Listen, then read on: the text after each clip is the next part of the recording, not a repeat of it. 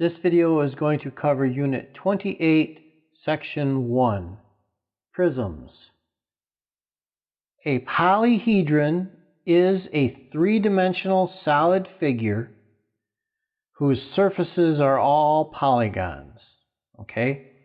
A prism is a polyhedron that has two identical, or what you would call congruent, parallel faces that we're going to call the bases.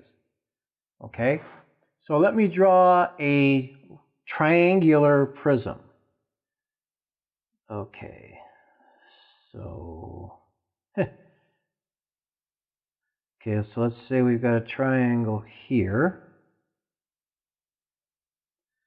And that's one of the bases. I'm terrible at drawing these things sometimes.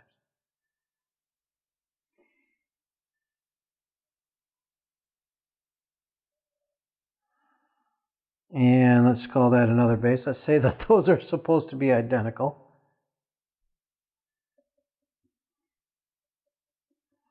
So this is a three-dimensional figure where this base and this base are the same, they're congruent, and they're also parallel to each other. All right, so that makes this a prism. Now we have the lateral faces, which are going to be this rectangle right here, that's on the front, this rectangle right here, which is on the side, and then the back rectangle. Those are all what we would call the lateral faces. Okay, and then we have the edges, which are from here to here. Those are, so there's going to be three edges on a triangular prism. Okay, now we have two different types of prisms. We have a right prism and an oblique prism. Okay, a right prism is where all the lateral edges are perpendicular to the bases. Okay, that means that it's straight up and down. You could also have an oblique prism. We're not really going to deal with oblique prisms in this class, except for what we're talking about them right now. And that would be if you had one where the lateral edges were not perpendicular to the bases. Now I had a hard enough time drawing that one. I don't think I want to try that. But there is an example of one at the top of page 701. There's two of them actually. Figure 28-1. The two prisms on the left side are the right prisms, and the two on the right side, two on the left side are right, and the two on the left are not. They're oblique. Ta-da! And they all have the bases, the same shape. And the altitude is the height, which would be from here to here. So the height. And the formula for the volume is equal to the area of the base times the height. So if I have an example in here, not too different from what I've drawn here. On page 703, near the bottom, figure 28-8. And it's kind of similar to this one, sort of. So what we have here is we have the height on this is equal to 8.2. The base is 15.6. And this height of this triangle right here is 6.4. Okay, so this distance is 6.4. This distance is 15.6. So just looking at this triangle right here, I have a base of 15.6 and a height of that. So remember, the area of a triangle is equal to base times height divided by 2. Now I'm only focusing on this part right here for right now, and that'll get me that right there, the area of the base. Now I know this height and this height are not the same height. I'm only talking about, for this formula right here, I'm just talking about this triangle right here. So that would be 6.4 times 15.6 divided by 2. 6.4 times 15.6 divided by 2. So the area of the base is 49.92. So up here for this volume, I have volume is equal to 49.92 times this height right here, which is 8.2. 8.2 times 8.2. So the volume of this prism is 409.344. Base area times height. And the base area is the area of this triangle right here, which we know the formula is base times height divided by 2. Now keep in mind, like I said, this height and this height are not the same. For this formula right here, I'm only talking about this triangle right here, which is one of the bases of the prism. All right, so let's take a look at page 704. Right in the middle, figure 28-10. Let's see here. Ooh, that's going to be hard for me to draw.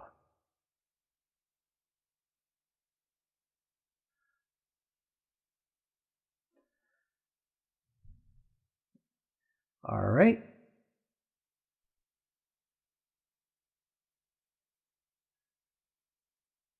Well, that pen doesn't draw very well when you're... And...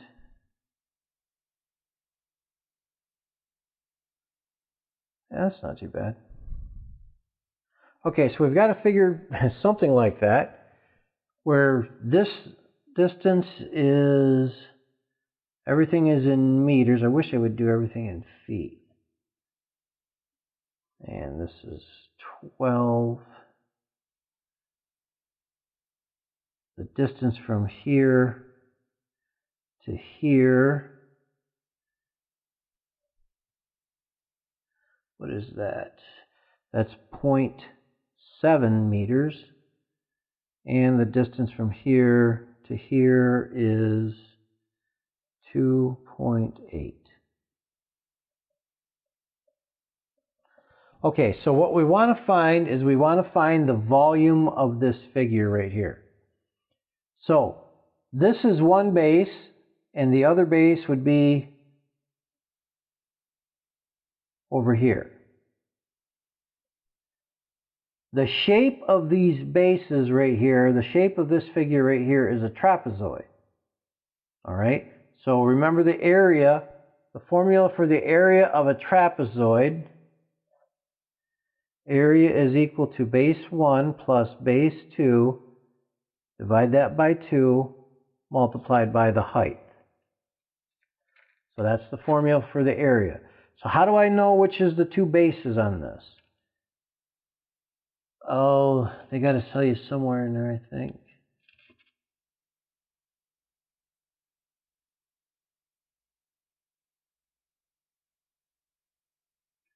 Okay, so this side right here is parallel to that side. So those are the two sides that are parallel. so therefore those are the two bases. All right, now this is a two-part question. One part is to find the volume, and the other part is to find the cost. Let's concentrate on the volume for right now. All right, so I need to find the area of this base right here. So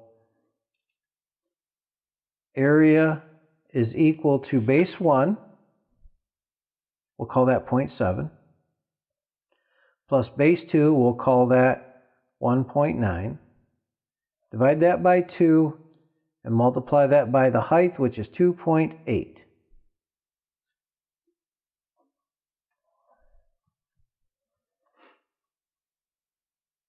So 0.7 plus 1.9. Divide that by 2. I've got 1.3. Then multiply that by 2.8. Gives me 3.64 for the area of the trapezoid.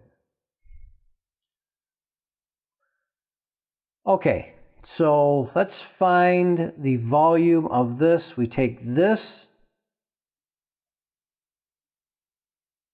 multiply it by this dimension, which is an even 12, so times 12. And I get 43.68. So 43.68, what are those, meters, right? Meters cubed. So let's find out what the second part of that question is asking. So it's $96.50 per cubic meter. Okay, so how do we set that up? We haven't really done any unit analysis in this class yet, so I'm just kind of give you a quick overview of that kind of thing. We need to set this up in a way that the units that we don't want cancel and the units that we want to stay. So what do we have? We have $96.50. So this is money. And this is it says per cubic meter. Now what that means is that fraction bar means per, and then I put meters cubed right there. Now, I'm going to multiply that by another fraction, and since meters cubed is in the bottom, I need to put meters cubed in the top. And I know that this figure is 43.68 meters cubed. Now there's nothing to put in the bottom, so I just put a 1. Now, meters cubed is in the top right here, and it's in the bottom right here, so they'll cancel each other out. The only thing that I have left, the only unit that I have left is dollars. And that's exactly what they're asking for. What is the cost? What are the dollars? So I just simply multiply those two numbers together because they're both in the numerator. So $96.50 times 43.68. That's going to cost $4,215.12.